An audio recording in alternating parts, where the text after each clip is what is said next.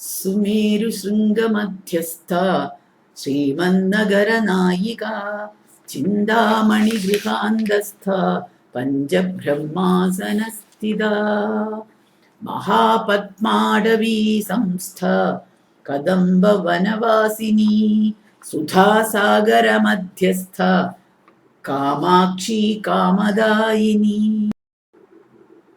സുമേരുശൃംഗമധ്യസ്ഥ ശ്രീമന്നഗരനായിക. ശിവകാമേശ്വരന്റെ മടിയിലാണ് ദേവിയുടെ യുദ്ധം എന്ന് ആദ്യം പറഞ്ഞു. ഇനി സുമേരുശൃംഗമധ്യസ്ഥ, ഇത് ഇന്ത്യയുടെ ജോഗ്രഫി അനുസരിച്ച് പഠിക്കേണ്ടതാണ്. അത് ഭാഷ്യത്തിലെ ആ ചിത്രം, പുസ്തകത്തിലുള്ള ആ ചിത്രം ഞാനിവിടെ കാണിക്കുന്നത് ഇന്ത്യയുടെ ആ രൂപം, 3 ത്രികോണങ്ങളോട് കൂടിയ ശ്രീചക്ര രൂപം കാണിക്കുന്നതിന് വേണ്ടിയിട്ടാണ്. സുമേരു ഹേമകൂട പർവ്വതം, തമിഴിൽ തങ്കമല എന്ന് പറയും, ഹേമാദ്രി, ഹേമകൂടം. കാഞ്ചന പർവ്വതം, കാഞ്ചൻ ശൃംഗ, അതിരിക്കുന്നത് ഈ ഉപഭൂഖണ്ഡത്തിന്റെയും റഷ്യയുടെ ഇടയിൽ ഋഷിവർഷം എന്ന് പറയുന്നതിന്റെയും ഭാരതത്തിന്റെയും നടുവിലായിട്ട് ഇങ്ങനെ ഇരിക്കുകയാണ്. ഇതിന്റെ ഈ സുമേരു, ഈ കാഞ്ചൻജംഗ എന്ന് നമ്മളിപ്പോൾ വിളിക്കുന്ന ഹേമശൃംഗമാണ് നടുവിലത്തെ ആ അക്ഷം അല്ലെങ്കിൽ കൊടുമുടി എന്ന് പറയുന്നത്. പക്ഷെ ഇത് മാത്രമായിട്ടല്ല ഇവിടെ സുമേരു ശൃംഗം എന്ന് പറയും. എന്നുവെച്ചാൽ പൂർണ്ണമായ സുമേരു എന്ന് പറയുന്നത് അത് മാത്രമല്ല, അത് അതിന്റെ മധ്യമാണ്. പൂർണ്ണമായ സുമേരുവിന്റെ ആ ത്രികൂട പർവ്വതത്തിന്റെ നടുക്ക് ആയിട്ട് 3 ത്രികോണങ്ങൾ 3 ഭാഗത്തുള്ള എൻ്റെ നടുവിലത്തെ ത്രികോണത്തിന്റെ സുദാമ ഹിമാലയം ഇങ്ങനെ തൊപ്പി പോലെ കിടന്ന് താഴേക്ക് 2 കടലും അതിന്റെ 2 സൈഡിൽ ഇങ്ങനെ പശ്ചിമഘട്ടം പൂർവ്വഘട്ടം കൂടിയിട്ടുള്ള ആ കൂടം. ഇത് ത്രികൂടം ശരിക്കും ശ്രീലങ്ക കൂടി ഉൾപ്പെട്ട ഒരു പർവ്വതം അവിടെ താഴ്ന്നു പോയിട്ടുണ്ട് എന്ന് പറയുന്നു. ബംഗാൾ ഉൾക്കടലിൽ ഒരു വലിയ പർവ്വതം താഴ്ന്നു പോയിട്ടുണ്ടെന്നു, പൂർവ്വഘട്ടത്തിന്റെ പ്രധാന ഭാഗം അവിടെ താഴ്ന്നു പോയിട്ടുണ്ടെന്നു. അപ്പൊ അതിന്റെ നടുവിലായിട്ട് വരുന്ന പർവ്വത കൊടുമുടിയേതാ? വിന്ധ്യൻ. ഭാരതത്തിനെ സംബന്ധിച്ചിടത്തോളം നമ്മുടെ നടുവിലത്തെ സെൻട്രൽ പാർട്ട് മധ്യപ്രദേശിലെ ആ ഭാഗത്തെ വിന്ധ്യ സത്പുര റേഞ്ചസ്, അതുകൊണ്ട് വിന്ധ്യാനഗരവാസിനിയുമാണ്. ആ ഭാഗത്തിന് പ്രത്യേകമായിട്ട് ശ്രീനഗരം എന്നൊരു പേരുണ്ട്. ശ്രീനഗരം എന്ന പേര്. ശ്രീനഗർ എല്ലായിടത്തും ഉണ്ട്. കാശ്മീരിൽ ശ്രീനഗറുണ്ട്, വിന്ധ്യനിലൊരു ശ്രീനഗറുണ്ട്, നമുക്ക് എല്ലാ പർവ്വതങ്ങളിലും ഒരു ശ്രീനഗരമുണ്ട്, ശ്രീപുരമുണ്ട്. അപ്പൊ അങ്ങനെ ഉള്ള ആ ശ്രീനഗരത്തില് ഇരിക്കുന്ന സുമേരോ ഹേമാദ്രേ മധ്യശൃംഗേ തിഷ്ടതി ഇതി തത് സ ശോഭനേ മേരു മധ്യശൃംഗേ ഇതി വാ എന്നാണ് അതിന് പറഞ്ഞിരിക്കുന്നത്. അപ്പം ഇത് ശരിക്കും ഖണ്ഡമേരു പ്രസ്ഥാനം എന്നുള്ള പാസ്കൽ നിയമം എന്ന് നമ്മളിപ്പോൾ വിളിക്കുന്ന ഖണ്ഡമേരു പ്രസ്ഥാനം വഴി ഇത് പറയേണ്ടതാണ്. ഇത് സുമേരുവിന്റെ ഗണിത നിയമം നാദലയ സിന്ധു എന്നുള്ള DC ബുക്സ് പ്രസിദ്ധീകരണത്തിലും ഇന്നത്തെ അമ്മ എന്ന് കുട്ടികൾക്ക് വേണ്ടിയിട്ട് ബാലസംസ്കൃതി പ്രകാശിന്റെ ഒരു ഗ്രന്ഥത്തിൽ ഞാൻ നേരത്തെ ഒരുപാട് വിശദീകരിച്ചിട്ടുണ്ട്. അത് എങ്ങനെ ചെയ്യാന്നൊക്കെ, സംഗീതപരമായിട്ടും ഗണിതപരമായിട്ടും ഒക്കെ പറയുക എങ്ങനെയാണ്. ഇതിപ്പോ ഭക്തി പ്രധാനമായിട്ടുള്ള നവരാത്രിക്കാണ് ഇപ്പൊ ഞാനിത് പറയണതല്ലോ. ഭക്തി പ്രസ്ഥാനമാണ് ശരിക്കും. ഭക്തിപ്രധാനമായ ഒരു സ്ഥലത്ത് അത്ര ശാസ്ത്രീയമായിട്ട് പോവണ്ട എന്ന് വിചാരിക്കുന്നു. അതില് അങ്ങനെയുള്ള ശ്രീനഗരത്തിലെ സുമേരു ശൃംഗ മധ്യസ്ഥമായ ശ്രീമൻ നഗരം അല്ലെങ്കിൽ ശ്രീനഗരത്തിലെ ശ്രീചക്രത്തിലെ, അവിടെ സുമേരു ശൃംഗം എന്ന് പറയുന്നത് ത്രികൂട പർവ്വതം കൊണ്ടുണ്ടാക്കിയ ആ മേരു ശൃംഗം അല്ലെങ്കിൽ ശ്രീചക്രത്തിന്റെ നടുവിൽ, നിങ്ങൾക്ക് അറിയാലോ അതിനെ അല്ലേ, അതിനെ ആ മേരു ഉണ്ടാക്കുന്നത് ശ്രീചക്രം ഇങ്ങനെ പ്രതലമാണ്. അതിനെ ഇങ്ങനെ സെന്ററിലെ ബിന്ദു എന്ന് ഇങ്ങനെ കൊണ്ടുവരുമ്പോഴാണ് ആ പിരമിഡ് ഷേപ്പിൽ വരിക.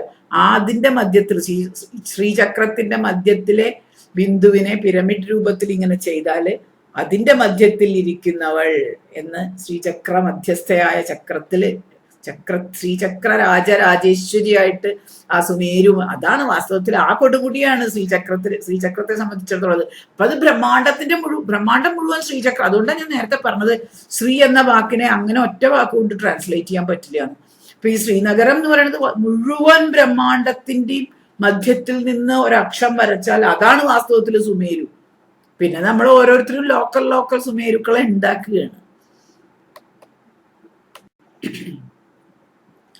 ശ്രീമത്തായി ഐശ്വര്യലക്ഷ്മിയായി ശോഭിക്കുന്ന ശ്രീവിദ്യാ നഗരത്തിന്റെ നായിക അല്ലെങ്കിൽ അധിപതിയാണ് ദേവി. ആ നഗരം രണ്ടു വിധമുണ്ട്.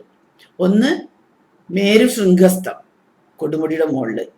മറ്റേത് സകല ബ്രഹ്മാണ്ടത്തിനും പുറത്തും ഉച്ചത്തിലും സർവബ്രഹ്മാണ്ടാതീതമായി സുധാസിന്ധു മധ്യത്തിലെ രത്നദ്വീപത്തിലും ആണ്. അതപ്പോ പുറത്തും അകത്തും അത് തന്നെയാണുള്ളത്. ശ്രീമൻ നഗരം ശ്രീചക്രപരമായിട്ടും ശരീരപരമായിട്ടും ഭാരതത്തിന്റെ ഭൂമിശാസ്ത്രപരമായിട്ടും ഭൂഗോളത്തിന്റെ മൊത്തം ഭൂമിശാസ്ത്രപരമായിട്ടും രാശിമണ്ഡലപരമായിട്ടും എല്ലാം വ്യാഖ്യാനിച്ചിട്ടുള്ളതാണ് പുരാണങ്ങളില്. അപ്പൊ അതിനെ ഒന്ന് മാത്രമായിട്ടല്ല വ്യാഖ്യാനിക്കുന്നത്. ലളിതാസ്തവരാജ്യത്തിൽ മേരുശൃംഗവും രുദ്രയാമളത്തില് സുധാസാഗര മധ്യവും സുധാസിന്ധു മധ്യേ എന്നുള്ളത് നഗരമായി പറയപ്പെട്ടിട്ടുണ്ട്. ഗൗഡപാദരുടെ സൂത്രങ്ങളിൽ ശ്രീചക്ര നായിക എന്ന് ഇതിന് അർത്ഥം പറഞ്ഞിരിക്കുന്നു.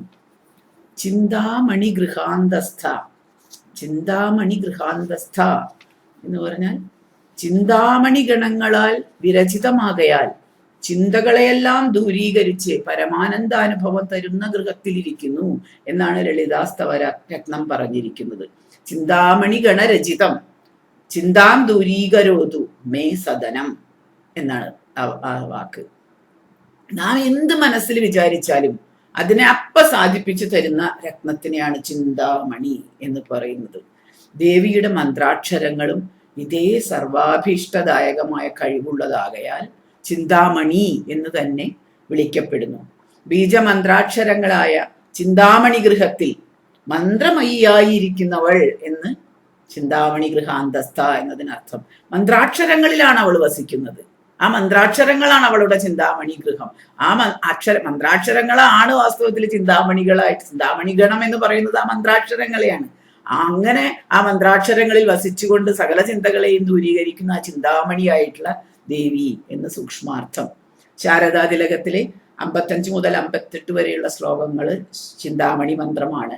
അതിന്റെ ഋഷി കശ്യപനാണ്, ദേവത അർദ്ധനാരീശ്വരനാണ്, ഛന്ദസ് അനുഷ്ടുപ്പാണ്.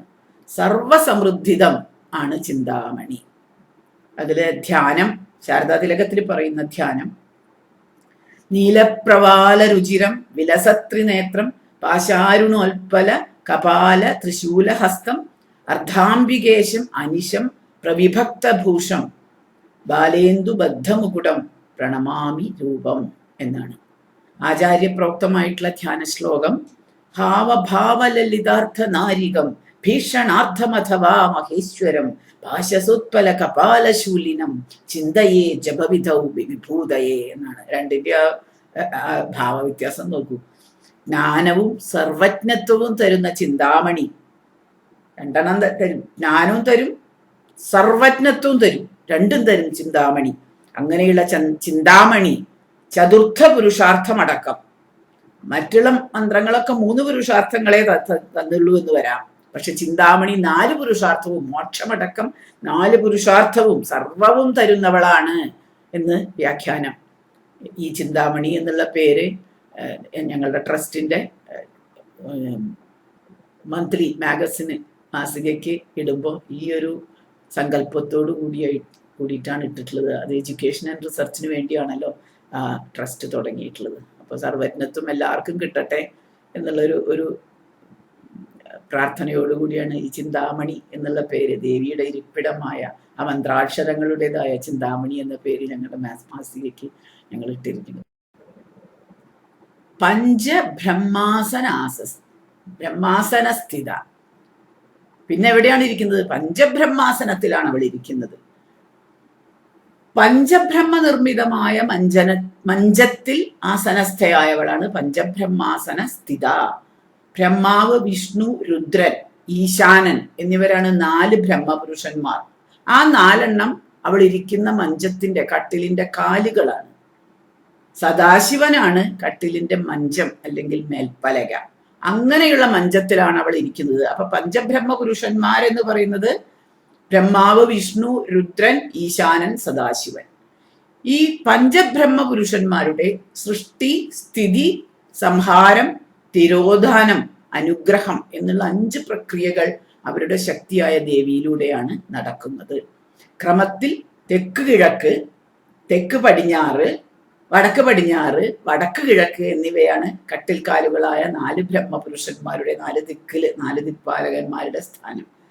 5 പേരും ഈ 5 ബ്രഹ്മപുരുഷന്മാരും സദാ കണ്ണടച്ച് ദേവി ധ്യാനത്തിൽ ബ്രഹ്മനിഷ്ഠയിൽ ഇങ്ങനെ ഇരിക്കുകയാണ്. അങ്ങനെ അതുകൊണ്ടാണ് അവരെ പഞ്ചബ്രഹ്മങ്ങൾ എന്ന് പറയുന്നത്. എപ്പോഴും അവര് ബ്രഹ്മത്തിൽ ലയിച്ചിരിക്കുകയാണ്. ചില കാലങ്ങളിൽ ഈ പഞ്ചബ്രഹ്മങ്ങളുടെ ഇച്ഛാശക്തിയെ പ്രകൃതി ദേവി പൂർണ്ണമായിട്ട് കീഴടക്കും. അപ്പോൾ ഈ പഞ്ചബ്രഹ്മങ്ങളെ നമ്മൾ പഞ്ചപ്രേതങ്ങൾ എന്നാണ് വിളിക്കുക. അതിനി വരും 249 947 നാമങ്ങൾ വരുമ്പോൾ ഈ കാര്യങ്ങൾ പിന്നെയും വരും. അത്യന്ത സാമീപ്യ സേവ, ഏറ്റവും അടുത്തിരുന്ന് സേവ ചെയ്യാനുള്ള ആഗ്രഹം കൊണ്ടാണത്രേ ഈ പഞ്ചബ്രഹ്മ പുരുഷന്മാര് ദേവിയുടെ കട്ടിൽക്കാലും കട്ടിൽ പലകിയൊക്കെ ആയിട്ട് ഭവിച്ചിട്ട് ദേവിയുടെ അടുത്ത് തന്നെ എപ്പോഴും സ്ഥിതി ചെയ്യും. വളരെ മഹനീയവും വളരെ വലിയതുമായ ബൃഹത്വമായ വലിയൊരു പത്മാടവി എന്ന് പറയുമ്പോൾ താമരക്കാട്, അതിൽ സമ്യക്കായിട്ട് വസിക്കുന്നവൾ. അപ്പൊ ഈ ചിന്താമണി ഗൃഹത്തിന്റെ മധ്യത്തിലാണ് ഈ പത്മാടവി.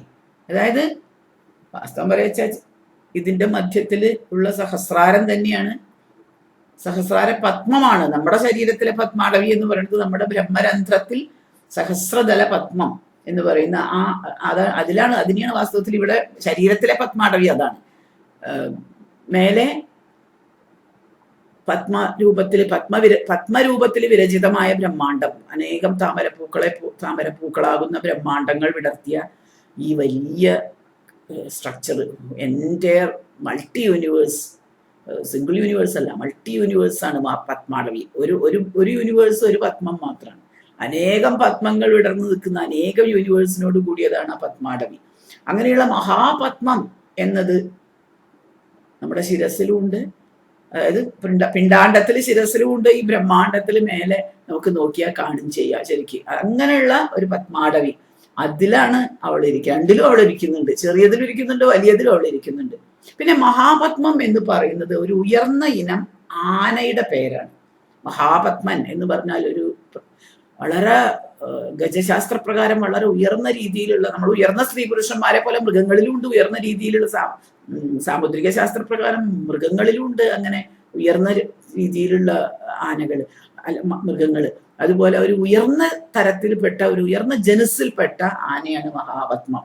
അങ്ങനെ മഹാപത്മങ്ങൾ നിറഞ്ഞ ഒരു കാട് എന്ന് പറയുമ്പോൾ ആനക്കാട് അല്ലെ, ആനക്കാട് അല്ലെങ്കിൽ ഗജാരണ്യം എന്ന് പറയുന്ന അതിൻ്റെ ഉള്ളില് ഗജാരണ്യത്തില് ഹസ്തിവനം എന്ന് പറയുന്നത് ഹസ്തിനാപുരം എന്നുള്ള അർത്ഥത്തിലാവാം. ഹസ്തിവനം എന്ന് പറയുന്നത് മൈസൂരും കേരളവും ഉൾപ്പെട്ട സ്ഥലമാണ്. ഏറ്റവും അധികം ആനകളുള്ള സ്ഥലം ആ ആനകളുള്ള ഹസ്തിവനത്തിലാവാം. അതിൽ തമിഴില് തിരുവാനൈക്കാവ്, ഗജാരണ്യത്തിന്റെ തമിഴില് തിരുവാനൈക്കാവ് എന്നൊരു സ്ഥലമുണ്ട് തമിഴ്.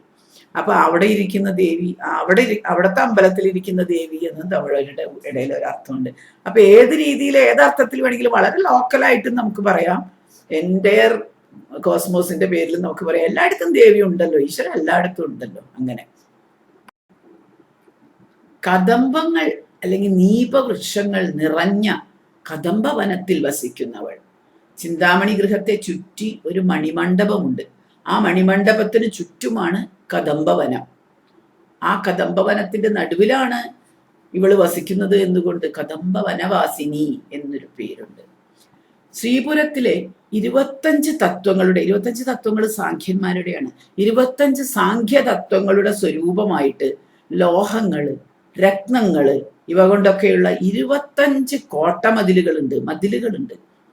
ഓരോ മതിലും ഓരോന്നുകൊണ്ടാണ്. ആ മതിലുകളിലെല്ലാം തങ്കം, വെള്ളി, ഇരുമ്പ് മുതലായ കോട്ടമതിലുകളുടെ എല്ലാം അകത്താണ് ഈ കദംബവനം ഇരിക്കുന്നത്. തമിഴ് ഭാഷ്യകാരൻ പറയുന്നത് കദംബവനം എന്നത് മധുര ക്ഷേത്രമാണ് എന്നും മീനാക്ഷിയാണ് കദംബവനവാസിനി എന്നും ആണ്. എന്നാൽ മൂകാംബികയും കദംബവനവാസിനി എന്ന് മൂകാംബികയ്ക്കും ഒരു പേരുണ്ട്. ദേവിയെ ഏത് സ്ഥലത്തിരിക്കുകയാണെങ്കിലും നമുക്ക് കദംബവനവാസിനി എന്ന് വിളിക്കാം എന്നാണ് എൻ്റെ അഭിപ്രായം. കാരണം ഈ പറയുന്ന കദംബവനം വെറുതെ ലോക്കലൈസ്ഡ് ആയിട്ടുള്ള ഒരു കദംബവനം അല്ല. അതുകൊണ്ടാണ് കദംബത്തിന്റെ അക്ഷരസംഖ്യ 183 ആണ്. അതിന്റെ കാരണം ഞാൻ പറയുന്നതിന്റെ കാരണമാണ് ഞാൻ പറയുന്നത്. ഇതൊരു ലോക്കലൈസ്ഡ് അല്ല എന്ന് പറയുന്നത്. കദംബം എന്നുള്ളതിന്റെ അക്ഷരസംഖ്യ 183. അതിന്റെ ഇരട്ടി എത്രയാ? 366. അത് ജ്യോതിഷപ്രകാരം പഞ്ചവർഷ പൈതാമഹയുഗത്തിൽ ഒരു വർഷത്തിൽ 360 ഡിഗ്രി ഒരു വൃത്തം എടുക്കാൻ ഭൂമി എടുക്കുന്നത് 366 ദിവസമാണ്. അതായത് 365ന്റെയും 366ന്റെയും ഇടയിലുള്ള ഇന്റഗർ ആയതുകൊണ്ട് മാക്സിമം 366ഉം മിനിമം 365ഉം ഇടയിലായിട്ട് ഒരു ഇന്റഗർ എടുത്തിരിക്കുകയാണ് നമ്മൾ 365 ദിവസം എന്നുള്ളത്. 180 ഡിഗ്രിക്കാണ് 183 ദിനം, 360 ഡിഗ്രിക്ക് 366 എന്ന ആ ഗണിതമാണത്. അങ്ങനെയുള്ള കദംബവനം എന്ന് നമ്മൾ ഉദ്ദേശിക്കുമ്പോൾ കാലപ്രമാണം അനുസരിക്കുന്ന ഈ എൻറ്റയർ പ്രപഞ്ചത്തിന്റെ 360 ഡിഗ്രി എന്ന് പറയും. നമ്മൾ പറയുമ്പോൾ പരിധിയോട് ഒരു വൃത്തപരിധി കാണാൻ പൈ കാണാനുള്ള ട്രാൻസെൻഡന്റൽ സംഖ്യയാണ്, അതീന്ദ്രിയ സംഖ്യയാണ് പൈ. അങ്ങനെ കാലപ്രമാണം, ആ പൈ എന്ന കാലപ്രമാണം അനുസരിക്കുന്ന ആ പ്രപഞ്ചം കാലദേശ നൈരന്തര്യത്തോടു കൂടിയ ഈ അനന്തമായ ആകാശത്തിൽ ഇരിക്കുന്ന സർവപ്രപഞ്ചങ്ങളും ആ ആകാശത്തിലെ മണിമണ്ഡപം എന്ന് പറയുന്നത് നമ്മുടെ ഉപാസക ശരീരം തന്നെയാണ്. ഇതിന്റെ അകത്ത് ഇരിക്കുന്നത് തന്നെയാണ് നമ്മൾ ഓരോരുത്തരും ദേവിക്ക് ഇരിക്കാനുള്ള ഒരു മണിമണ്ഡപമാണ്. ഞാനും നിങ്ങളും ഈ ഭൂമിയിലെ ഓരോ പക്ഷിയും ചെടിയും മൃഗങ്ങളും സകല എണ്ണവും ഈ മണിമണ്ഡപങ്ങളാണ്. ഈശ്വരൻ ഇരിക്കാനുള്ള മണിമണ്ഡപങ്ങളായിട്ടാണ് നമ്മളെ എല്ലാവരെയും നമ്മൾ കാണേണ്ടത്. അതിനകത്ത് നമ്മുടെ ചിന്താമണിയാകുന്ന മേധാസ്ഥാനത്ത് അധീശത്വം വഹിച്ചിരിക്കുന്നവളാണ് വിദ്യ, അല്ലെങ്കിൽ ശ്രീവിദ്യ എന്ന് പറയുന്നത്. ആരർത്ഥത്തിലാണ് കദംബവനവാസിനി എന്നുള്ളത് പറഞ്ഞിരിക്കുന്നത്. അല്ലാതെ ഒരു ലോക്കലൈസ്ഡ് ഒരു സ്ഥാനം എന്നുള്ള രീതിയിലല്ല. ഏത് അമ്പലത്തിൽ എവിടെ ഇരിക്കുന്ന ദേവിയെയും നമുക്ക് കദംബവനവാസിനി എന്ന് വിളിക്കാം. ഈ അർത്ഥാണ് ഞാൻ കാണുന്നത്. സുധാസാഗര മധ്യസ്ഥ. സുധാസാഗരം എന്ന് പറഞ്ഞാൽ സുധാസിന്ധു. ആ സുധാസിന്ധുവിൽ, ആ അമൃതസാഗരത്തിൽ ഇരിക്കുന്ന പുരം ശ്രുതി പ്രസിദ്ധമാണ്. രുദ്രയാമളത്തിൽ ചിന്താമണി ഗൃഹം ഈ സുധാസിന്ധുവിന്റെ മധ്യത്തിലാണ് ഇരിക്കുന്നത്. സുധാസിന്ധുവിന്റെ മധ്യത്തിലാണ് ചിന്താമണി ഇരിക്കുന്നത്. വേദപ്രകാരമോ യോ വൈതാം ബ്രഹ്മണോ വേദ അമൃതേനാവൃതാം പുരി. അമൃതത്താൽ ആവൃതമായ, സുധയാൽ ആവൃതമായ ആ പുരിയാണത് വേദപ്രകാരത്തിലും. അപ്പൊ വേദത്തിലും തന്ത്രത്തിലും ഇത് സുധാസിന്ധുവിന്റെ മധ്യത്തിലാണ് ഈ ചിന്താമണി ഇരിക്കുന്നത്. അരുണ പ്രശ്നത്തിൽ 27ാമത്തെ അനുവാകം 116 മന്ത്രാണ് ഇപ്പൊ ഞാനീ പറഞ്ഞ വാക്ക്.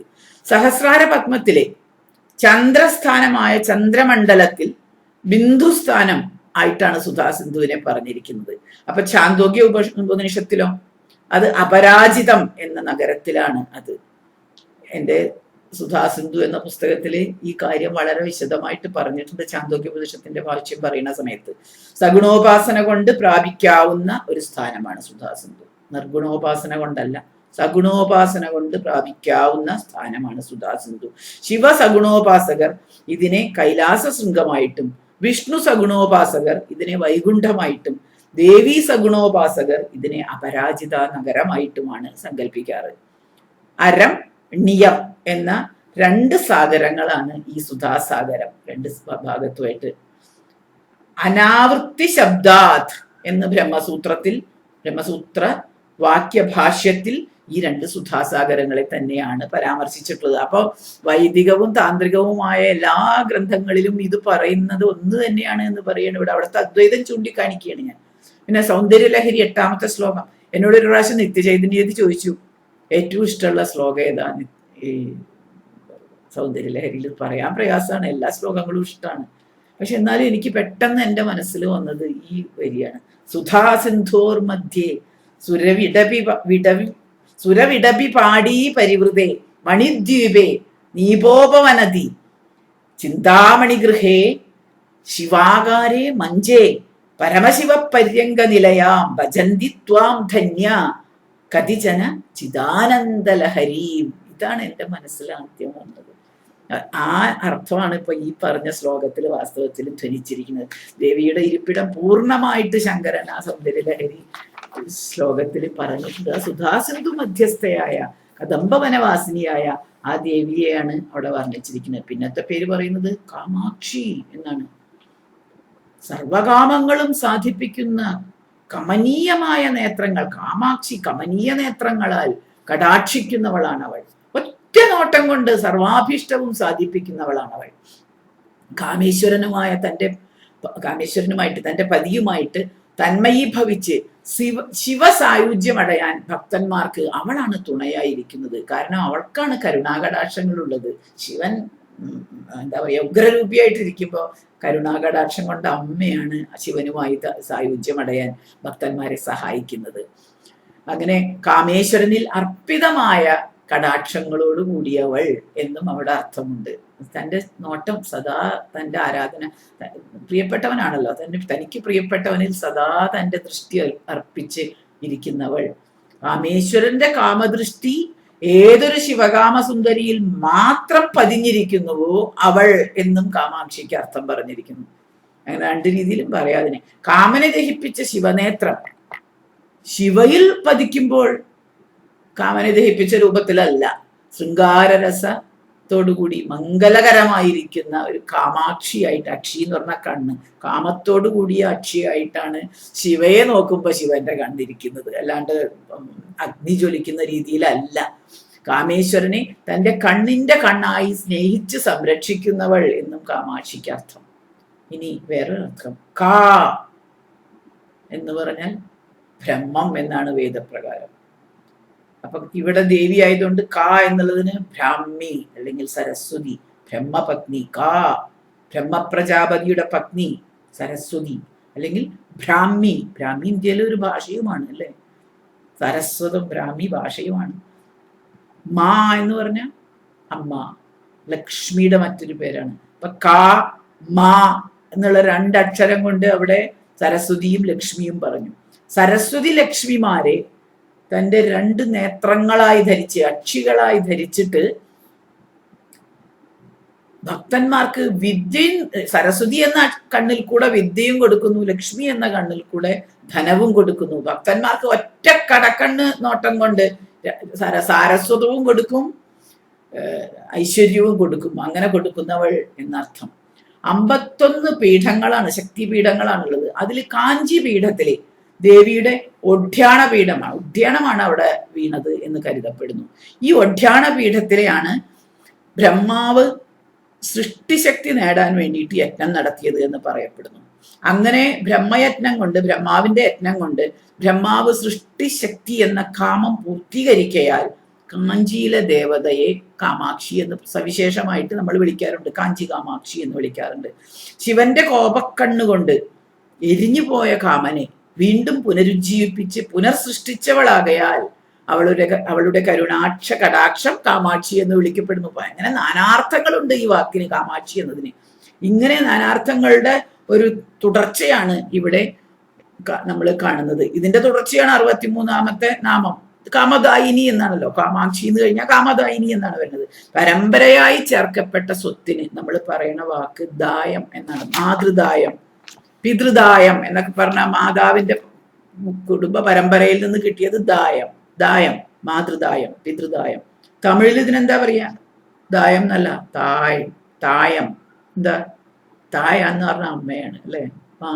മാതാവിന്റെ തായുടെ വഴിക്ക് വന്നതാണ് തായം. ശരിക്ക് ദായം എന്ന വാക്ക് തായം എന്ന തമിഴ് വാക്കിൽ നിന്നുണ്ടായ വേറൊരു പദമാണ്. നമ്മളിപ്പോ അത് വേറെ അർത്ഥത്തിൽ ഉപയോഗിക്കുന്നു. പക്ഷേ വാസ്തവത്തിൽ അതിന്റെ അർത്ഥം അമ്മ വഴി കിട്ടിയത് എന്നാണ്. തായം എന്നുള്ള വാക്കിന് ദായം എന്ന് ഉപയോഗിച്ചാലും നിങ്ങളുടെ ഉച്ചാരണത്തില് വ്യത്യാസം വരുന്നുണ്ടെന്നല്ലാണ്ട് വാസ്തവത്തിൽ ഒറിജിനൽ അർത്ഥം തായ് വഴിക്ക് വന്നത്, തായ് വഴി ലഭിച്ചത്, അമ്മ വഴി ലഭിച്ചത്, മാതൃദായം എന്ന് തന്നെയാണ് അർത്ഥം. അത് ദ്രാവിഡന്റെ സ്പെഷ്യൽ വാക്കാണത്, ആ ദായം. അങ്ങനെ കാമകാമേശ്വരനെ തന്നെ തന്റെ മാതൃദായമായിട്ട് അമ്മ വഴി നേടിയിട്ട് അനാദികാലമായിട്ട് അവനുമായി അഭേദമായി ചേർന്നിരിക്കയാൽ ആ സ്വത്തിനെ, ആ കാമത്തെ, ആ കാമകാമേശ്വരനെ തന്നെ സർവതലമുറയിലുള്ള സർവമക്കൾക്കും അനാദികാലമായി നൽകിക്കൊണ്ടിരിക്കുന്ന അമ്മ എന്നർത്ഥമാണ് അവിടെ കാമദായിനിക്ക്. ആ തായ് വഴി, തായ് വഴിയാണ് ഇത് മുഴുവൻ നമുക്ക് കിട്ടുന്നത്. അമ്മ വഴിയാണ്. ആ അമ്മയാണ് കാമാക്ഷിയായ ആ അമ്മയാണ് ഈ കാമദായിനിയായ ഈ അമ്മ എന്നാണ് അർത്ഥം.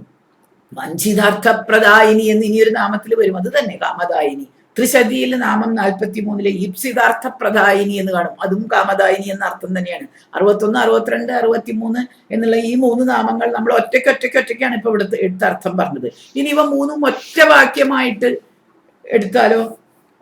സുധാസാഗര മധ്യസ്ഥ കാമാക്ഷി കാമദായിനി എന്ന് ഒറ്റ സെന്റൻസ് ആയിട്ട് എടുക്കുകയാണെങ്കിലോ? അങ്ങനെ പഠിച്ചാൽ സുധാസാഗര മധ്യസ്ഥമായിട്ട് യോഗി അല്ലെങ്കിൽ ഭക്തൻ ആഗ്രഹിച്ച സർവകാമവും നൽകുന്ന യോഗയോഗേശ്വരിയായ അമ്മ എന്നാണ് അങ്ങനെ വരുമ്പോൾ അർത്ഥം വരിക. സ്ഥൂലവും സൂക്ഷ്മവും അതിരഹസ്യവുമായ അനേകം മന്ത്രാർത്ഥങ്ങളുണ്ട്. 64-ാം നാമം മുതൽ പരമരഹസ്യമായ അർത്ഥങ്ങൾ വർണ്ണിക്കാനായിട്ടാണ് ഇത്ര നേരം സ്ഥൂലരൂപം ആദ്യം, പിന്നെ ആയുധങ്ങള്, ഇരിപ്പിടം, ഇതൊക്കെ വർണ്ണിച്ചത്. ഇനി കാമം എന്ന വാക്കിന് എത്രയാണ് അക്ഷരസംഖ്യ? 15. 15 തിഥി ആണ് ഉള്ളത് ചന്ദ്രന്. 15 തിഥി നിത്യകളാണ് ദേവി സ്വരൂപം. ഇതിനെ തിരിച്ചിട്ടാൽ എന്താ വരിക? 15നെ തിരിച്ചിട്ടാൽ 51. 51 എന്ന അക്ഷരസംഖ്യ, ഈ വർണ്ണസംഖ്യ 51 വർണ്ണ അക്ഷരസംഖ്യകളെ കൊണ്ട് ഉണ്ടാക്കിയ മന്ത്രവർണ്ണമയമായ ദേവീ ശരീരം എന്നാണ് കാമം എന്നുള്ള വാക്കിനർത്ഥം. ഇപ്രകാരം ശിവൻ എന്ന സോമേശ്വരന്റെ, സോമൻ എന്ന് പറഞ്ഞ ചന്ദ്രൻ, ശിവൻ എന്ന ചന്ദ്രന്റെ തിഥിയിൽ തന്നെ, ആ സോമേശ്വരന്റെ തിഥിയിൽ തന്നെ ശക്തി എന്ന ദേവിയുടെ അമൃതവർണ്ണാക്ഷരങ്ങളും, തിഥി നിത്യ എന്ന ദേവിയുടെ അമൃതവർണ്ണാക്ഷരങ്ങളും അവയിൽ നിന്നുണ്ടാകുന്ന സുധാസിന്ധുവും, അവിടെ അക്ഷരങ്ങളെ കൊണ്ട്, മന്ത്രവർണ്ണാക്ഷരങ്ങളെ കൊണ്ടാണ് ആ അമൃതക്കടൽ, ആ സുധാസിന്ധു. അതിന്റെ മധ്യത്തിൽ ആ അക്ഷരസിന്ധുവിന്റെ, ആ സുധാസിന്ധുവിന്റെ മധ്യത്തിൽ അങ്ങനെ ഇരിക്കുന്ന ആ ദേവിയും ആ അമ്മ തന്നെ എന്ന് അർത്ഥം.